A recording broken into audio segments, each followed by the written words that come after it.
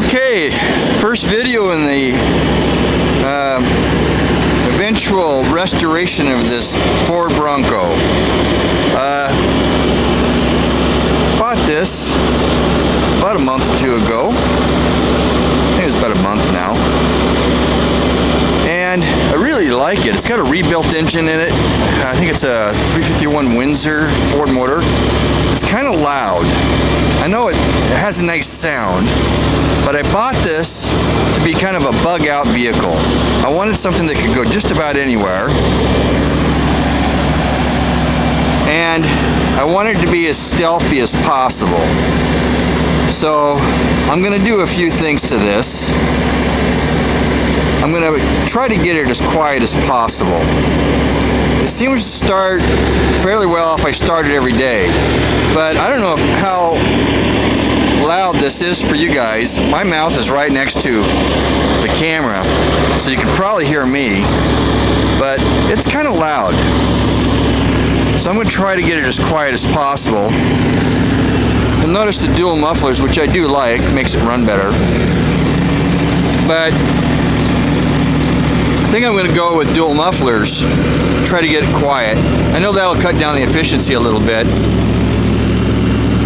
but it will make it a little stealthier. I want it to look nice. I don't want it to, I'm going to paint it, and I'm going to do a few other things to this thing. I'm going to do a little short walk around here. The purpose of this video right here is just show you how it started out. Now I pushed these mirrors in right here. I'm going to turn this off so you can hear me better, so I can hear myself better. There we go, it's a little quieter now. So, here we go. The main thing I'm going to do today is I'm just going to go through and throw away everything that needs to be thrown away. The owner that I bought this from, Brandon, has a boat shop in Bellingham, or Bremerton, yeah, Bellingham. And he left a bunch of stuff in here I'm sure he wants, so I'm going to send it back to him. If you're ever in Bellingham and you need somebody to work on your boat, he's the guy. He's just real personable, easy to get along with, fun to hang out with, mid-30s. And his wife works at a place where there's camels. Can you believe this? A horse. What do you call it? What do you call it when you have a? Oh, no, I just forgot the word. Anyway, where they keep horses, but they have camels in there. It's crazy. Anyway, so I'm going to get rid of a bunch of stuff, and I'll just film a little bit of what I'm doing. But you can see a couple of things right here. I'm going to zoom in on that back window. You can see how it's tinted. Well, the tinting is coming off. It's rolling. It's got to roll all the way around there, so that's going to get scraped off. The tire is going to go on the outside. It just seems useless to have a tire in here taking up all that space when it can go outside. This removable, what do you call it, camper top, back part of the car on these Broncos, I'm going to do some pretty interesting things there. I'm going to insulate it, but not the way you would think. I'm going to use a ceramic paint that actually the paint isn't ceramic, the beads in the paint are ceramic. And they used it on the space shuttle. And one coat will give me an R29 insulation value. And I kid you not, I use this on a product I build. I build kettle corn machines. And several of the products that I use or build as an additional expense, people will have that painted on the inside, and it's amazing how good it works. So I will replace this moldy top. Everything inside is going to get gutted, or maybe the word gutted is the right word. Disassembled is probably a better word. And I'm going to reassemble everything in here, and anything that is on the outside is going to get painted with the ceramic paint. Anything on the inside or on the inside of, say, this door right here, like the outside door, not the outside of the door, but the inside void of the door where the windows go up and down will be painted with it. The what do you call it? The panels The door skins, the panels, not the skins, but the panels inside here, upholstery, all of that's going to get painted with it. I'm going to try to just coat this thing with as much paint, ceramic coating as possible. I'm going to have to replace that back window. It's sitting right here. I keep going back and forth on what I'm going to do with that. Just replace the door. I don't like throwing things away. I like fixing things. There's a certain amount of pride to take something that's broken that should be thrown away by most people's opinion and replaced. I am going to buy a new piece for this. This comes in sections, and it wasn't too much money. I think it was like $100, but you can see how this is just broken through. The sun has just destroyed it. So I'm going to get another one. The only one they sell that I saw online was black.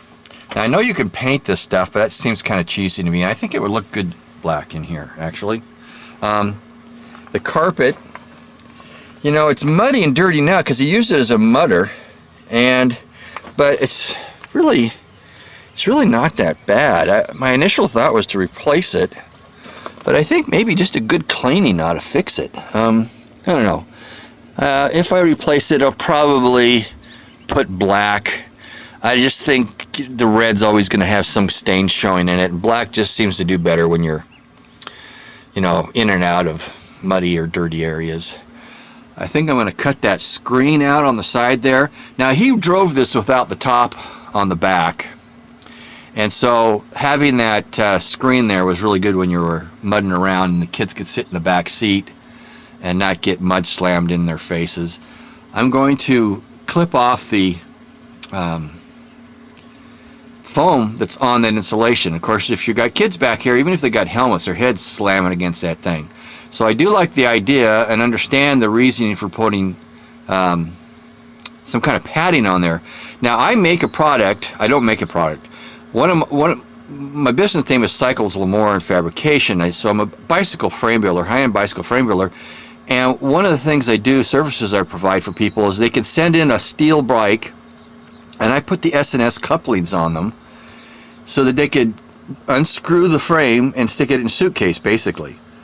Well, in the process of doing that, there are these Velcroed foam pads that I sell my customers. And I'm just going to put that and wrap it around. It looks very clean, looks really nice. And it's just, I think that's exactly what I'll do with this, is I'll just put it on there. Now, I may pull this out eventually and extend it. It wouldn't take much for me. I am a certified welder, to extend this all the way back and down so that there's more than just this fiberglass top protecting us if we ever rolled over. So that's something I'm going to consider. And I do have a tube bending machine. I'm going to have to get a die. Well, maybe I wouldn't. Yeah, I'm going to have to get a die that will allow me to bend that size tubing. And I don't know, I kind of like the idea of that. I have a whole bunch of ideas on this, and I'll put this on YouTube when I edit this and edit the film or the video and get it out to you. There's just so many things I like about these old cars. Number one, you see what that is? A crank. There's no electrical in this thing. I love it. In fact, one of the reasons why I bought this, and I wouldn't have bought it had he had electric windows. I like the fact that everything is roll up. Okay, and there's just a bunch of things in here. Like you can see a bunch of rust kind of developing in here. I want to get all that cleaned up, paint it with the ceramic coating, fix any wiring that's going on. The gauges don't work quite right. I know the gas gauge doesn't work. I think the speedometer was right. He said he thought it was wrong, but I think it's pretty close, actually. Well, that's the RPM, I'm sorry. Here's the speedometer. It was pretty close, and the RPM was fine. He put in one of these, and I like that, so it's just another backup. But the heater works great. That's one thing about these Fords. I have a Ford Econoline over there. Man, the heaters work good. Just really, really good. So there's a few things like that I'm going to fix. I've got some sun bleaching right here. This is probably where I will use that paint. I kind of want to keep things original in here as much as possible. Don't really want to throw things out. But see right here, where was it? Was it this one or the other side? Yep, it's right here. Yeah, there it is. You can see that. It's broken. Well, I don't want to throw that out. So what I'm going to do, I'm a metal fabricator, and I have tons of diamond plate. I'm just going to fill this void, this little crack in here. I'm just going to glue it right in there. I'm going to have a nice piece of diamond plate on both sides. I think I like that. It will look good. The other side is broken in a different spot, but I think I will do that. I'm not really crazy about the red interior, but I'll just keep it, work with it as best I can. Looks like that side over there is sun bleached to the point where you can't even tell it's red anymore. So I'm going to do some things there. In the back seat's got a rip in it, but it's really not so bad. I don't know that I'm going to do anything with that. I think that's fine. I like these seats. They fold down. They fold down and you can actually sleep in it. So I'm going to work on that and make that kind of an extension. I love these tires. Brendan wanted to make sure he knew that that he didn't do this. It was not him. Okay. So I probably changed those rims. They're kind of small for those tires. Looks, you can kind of see how the tires kind of pull in a little bit. I think I might change those rims. That's not a big priority. But he also cut this for more wheel clearance, and I don't know, I keep going back and forth to getting another fender, but you know, I think, you know, he had a good idea there. He wanted more wheel clearance, and I think I'll fix that. Maybe weld a piece, you know, right in here, nice and straight. You can see obviously you need to do some bending on it. But there's just no reason for me to just throw that fender away. It's not that bad. I'm gonna have to do something here. That's not too bad. I fixed many of those things. That's not a big deal. This right here, that's a piece of cake to fix out. So I can just pop that out with my hand almost. So now the bumpers, it's kind of a wimpy bumper. And on this side, it looks like he high-sided something and it bent it. I don't know if it's bent or if it's just because these are bolted on, I think. Yeah, I think it just kind of got knocked out. I just have to loosen those bolts and pull them down. I don't know how bent it really is, other than just knocked down. It's a little twisted. I can see a little twist to it.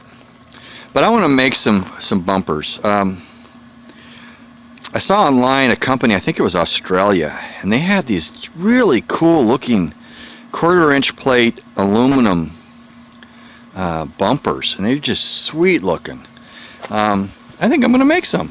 I'm just going to copy their plans, adjust it for myself, and make it work. Now the cool thing too is they had a box in the back here where they could put a winch, and I really like the idea of having 2 winches, or at least a way I can take the front winch off and put it in the back.